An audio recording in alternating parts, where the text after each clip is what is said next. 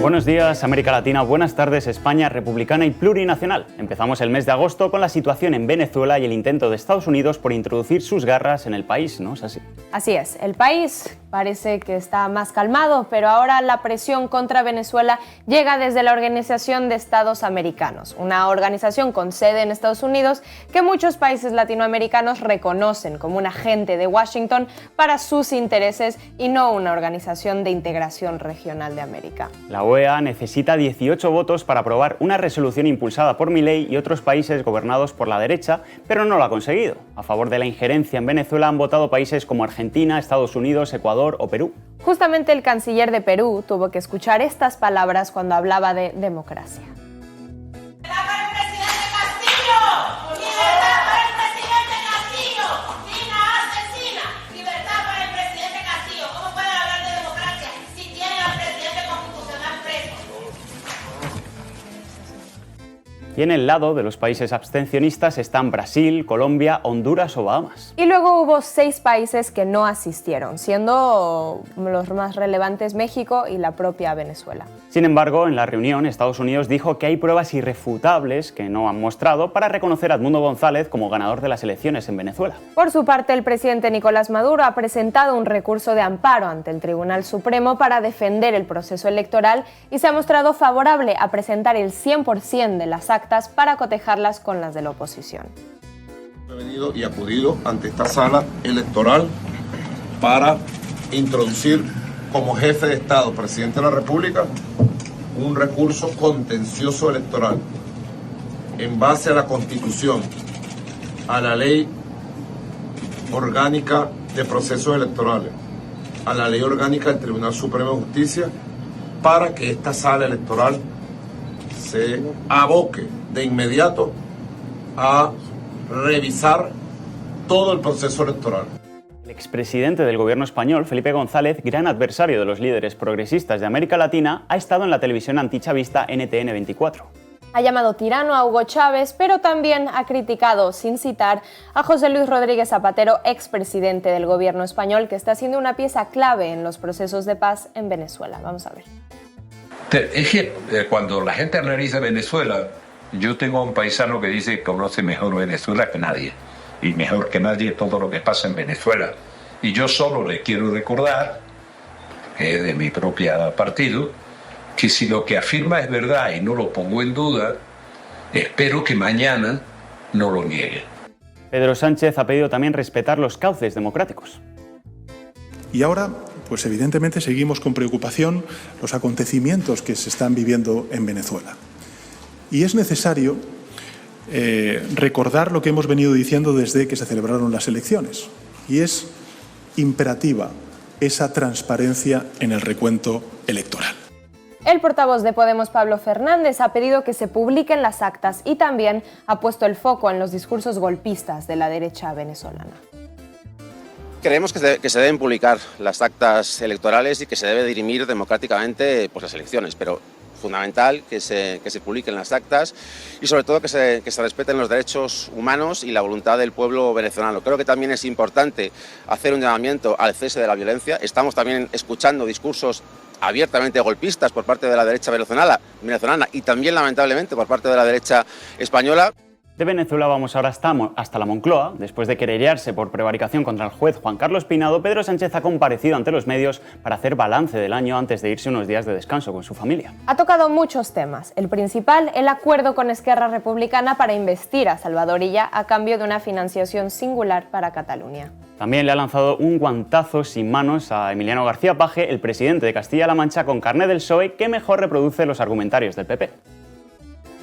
Yo creo que, hablando de Emiliano García Paje, la noticia sería que hiciera una rueda de prensa apoyando al Gobierno de España. Lo que tengo que decirles sobre el preacuerdo.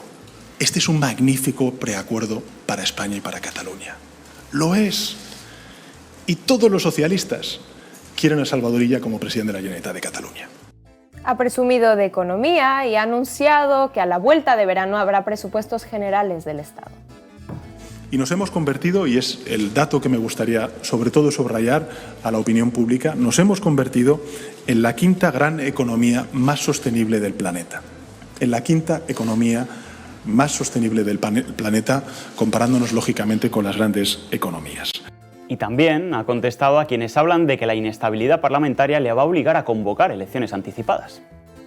Lo importante es que, pese a la complejidad del Parlamento, que nunca hemos negado, siempre hemos reconocido que los únicos capaces de articular grandes acuerdos para sacar adelante leyes importantes para la mayoría social de este país es el Grupo Parlamentario Socialista y el Gobierno de coalición progresista y las fuerzas parlamentarias que lo sustentan. El futuro de la legislatura en realidad se juega este viernes, que es cuando los militantes de Esquerra Republicana votan en la consulta sobre si investir o no a Illa.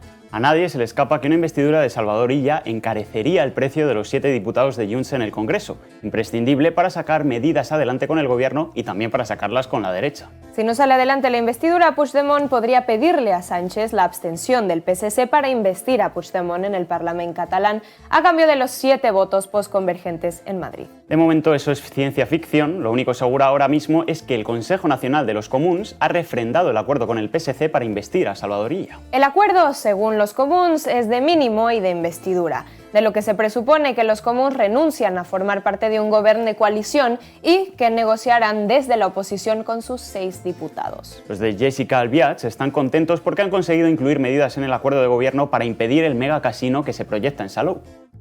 Companys i companyes, ho hem aconseguit. El Hard Rock no es farà a Catalunya i, a més, el redactat del nostre preacord és diàfan, és clar. El govern no facilitarà projectes com el macrocasino del Hard Rock i per aquest motiu eliminarà la reducció de la fiscalitat del xoc que està prevista a la Llei 6/2014. En concreto, los comuns han llegado a un acuerdo con el PSC para subir del 10% al 55% el impuesto del juego, con lo que prevén que no les sea rentable a los inversores que proyectan el megacasino de Salou. Ahora habrá que ver si el PSC cumple y si la medida, en caso de aprobarse, tiene el efecto deseado. También han pactado construir 50.000 viviendas para alquiler social en la legislatura, así como usar la ley de vivienda estatal para terminar con los contratos fraudulentos de temporada. Mientras tanto, Junts usa todo lo que está en su alcance para que la militancia de Esquerra Republicana vote en contra del acuerdo este viernes. De tot el que s'ha dit i s'ha explicat, l'única certesa que hi ha és que si la militància d'Esquerra Republicana ho avala, doncs Salvador Illa serà president. Evidentment saben que nosaltres amb això d'aquesta investidura no hi estem d'acord.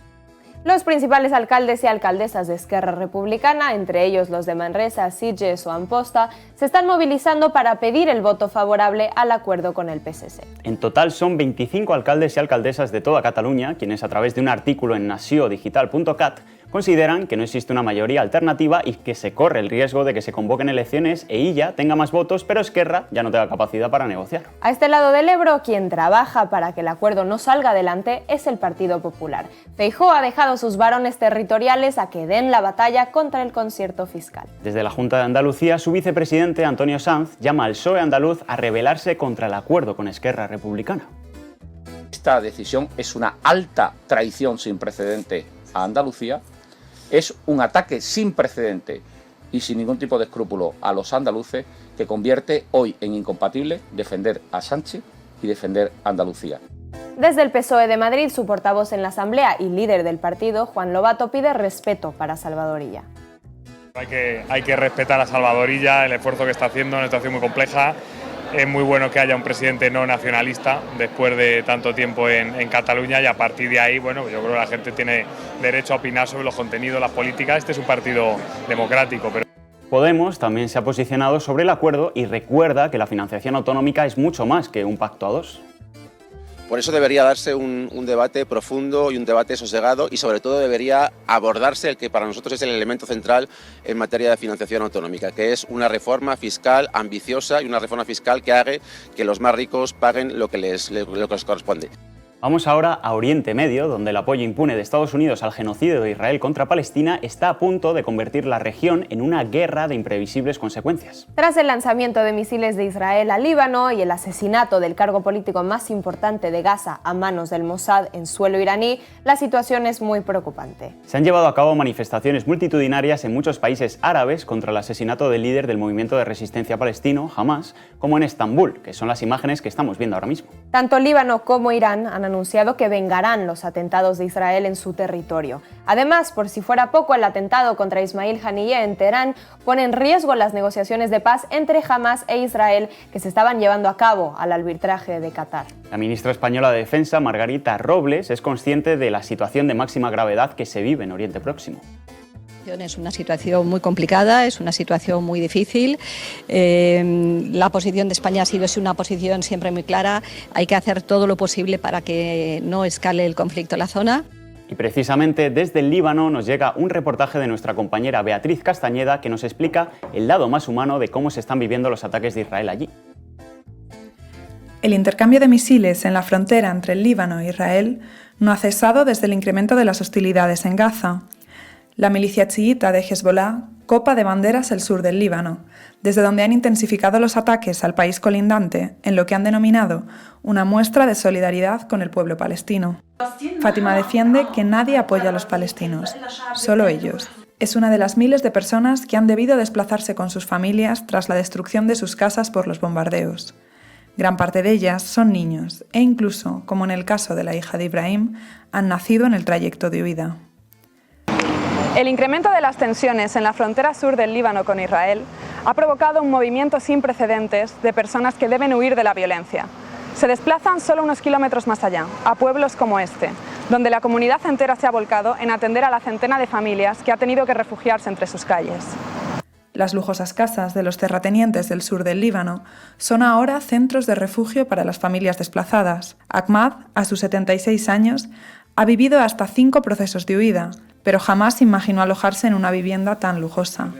Asegura que esta es la ocasión en la que más fuertes y prolongados han sido los ataques entre ambos países, pero no pierde la esperanza en poder regresar. Mientras el mundo dirige su mirada a este pequeño país temiendo una regionalización del conflicto en Oriente Medio, Ahmad se despide y nos invita a visitarlo en su casa cuando termine la guerra. Bueno, con este reportaje humano nos despedimos hasta mañana. Recuerden hacerse socios y socias en apoya.canalred.tv que los necesitamos. Mañana volvemos a la misma hora y en el mismo sitio. Sean felices.